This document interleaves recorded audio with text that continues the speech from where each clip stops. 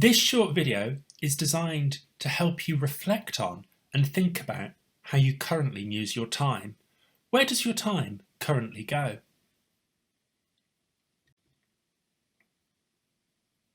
There's lots of reasons why it's important to plan your time.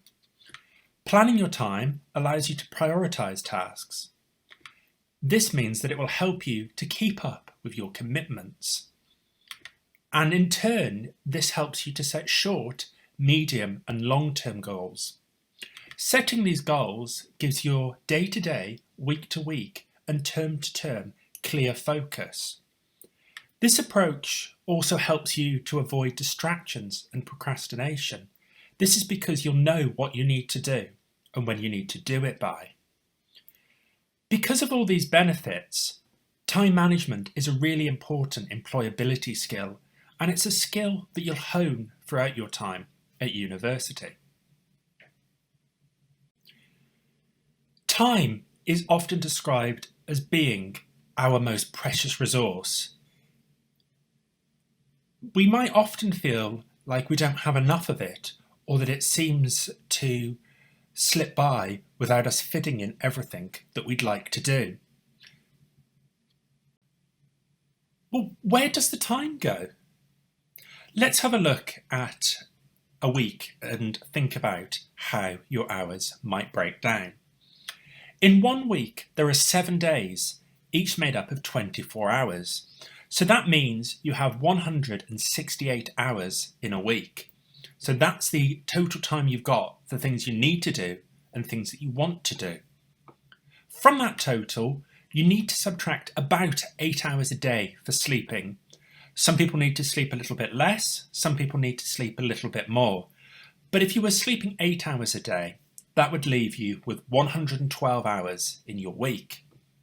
You should then subtract about another 3 hours a day for eating, so breakfast, lunch and dinner, for bathing, for getting ready and those sorts of things. So that leaves you with 91 hours in a week. Studying at university takes up the same amount of time as a full-time job. So you should subtract about 35 hours from your week for studying for university. That will leave you with 8 hours a day to fit in keeping fit, socialising, any household chores, any paid work, looking after children and other family commitments. So it's clear to see from here that the time can quickly run away from you if you don't think about how you can manage your time most effectively. We've now thought about where some of the time might go during the week. Let's have a look at some famous examples and see how these individuals use their time on a typical day. Let's start with the American poet, memorist and civil rights activist Maya Angelou. So you can see Maya Angelou's time for a day represented here in this time circle. At the top of the circle, the bold line shows midnight. So Maya Angelou slept from about 10 p.m. through to 5:30 a.m. So that's about 7.5 hours. She then worked for about 7 hours in a hotel or in a motel room. She'd then reread what she'd written throughout her working day, and then she'd return home to shower and cook and prepare dinner. She'd then read what she wrote that day to her husband, and she'd then get ready for bed and be in bed for 10 p.m, ready to prepare and start the next day. So that's how Maya Angelou organised her day.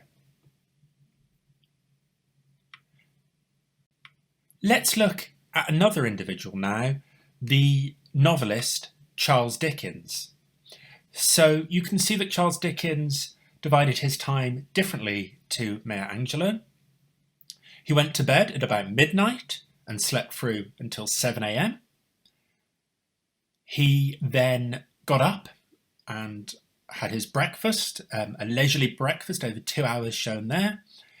He then worked for 5 hours in his study in absolute quiet before going for a 3-hour vigorous walk in the countryside or in London. He then had something that he referred to as gap time before having dinner and meeting and socialising with friends and family before retiring to bed at midnight. So that is how Charles Dickens spent his time in the day.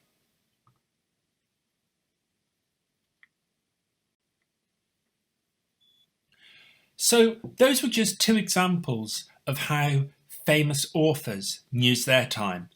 And you can see that they both use their time in slightly different ways. How we use our time really does matter. It is really important to get a good night's sleep. Adults need a recommended 7 to 9 hours sleep a night. Not making time for sleep will impact on your ability to study during the day, and it will also impact your overall health, so do make sure you get a good night's sleep. Getting a good night's sleep will help you to get your day off to a good start. We'd recommend that you tackle the hardest, most dreaded task first in the morning before you do anything else. After that, your other tasks for the day will seem easy. It's important that you build in time to be away from work, time for hobbies, time for exercise, because these activities will give you energy, which will then allow you to get more done with your time in the day. Exercise, for example, helps to improve your memory, to boost your confidence in work and life, sleep better, and these factors in turn help to make you feel happier. So remember, it is really important how you use your time. In this video, we've thought about why time is one of our most precious resources. We thought about why time management skills are really important and why they matter so much. We had a look at how two famous authors spent their time on an ideal day. What we'd now like you to do is think about how do you currently use your time. You might like to think about a typical day, or you might like to think about an ideal day. And what we'd like you to do is use the time circle template provided within this intensive to create your own time circle. Be realistic and honest with how you allocate your time. Think about when you would sleep during the day. Think about any morning routines you have.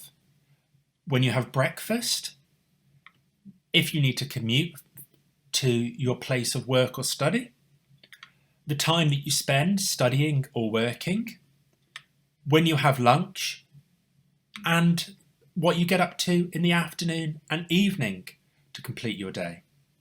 So spend some time now creating your own time circle to help you reflect on your time and to help you answer that question, well, where does my time go?